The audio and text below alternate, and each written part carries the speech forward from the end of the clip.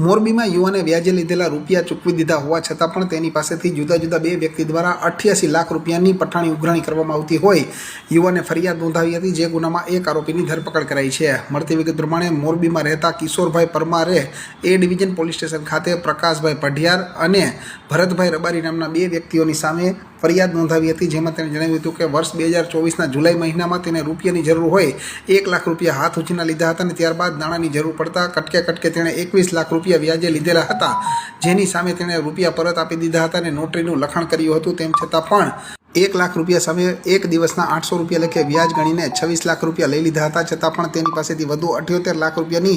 માંગણી કરીને યુવાનને મારી નાખવાની તથા તેના પરિવારને મારી નાખવાની ધમકી આપી હતી। આવી જ રીતે ભરતભાઈ રબારીએ 5 લાખ રૂપિયા વ્યાજે આપ્યા હતા અને કટકે 7 લાખ રૂપિયા લઈ લીધા હતા। તેમ છતાં પણ તેની પાસેથી 10 લાખ રૂપિયાની માંગણી કરવામાં આવતી હતી અને યુવાન અને તેના પરિવારને મારી નાખવાની ધમકી આપવામાં આવતી હતી, જેથી ભોગ બનેલા યુવાને નોંધાવેલ ફરિયાદ આધારે પોલીસે આરોપી લાલજી ઉર્ફે ભરતભાઈ અણદાભાઈ રાઠોડ 30 રહે પ્રાથમિક શાળા પાસે થોરાળાવાળાની ધરપકડ કરેલ છે અને આગળની કાર્યવાહી હાથ ધરી છે અને બીજા આરોપીને પકડવા માટે તજવીજ ચાલી રહી છે।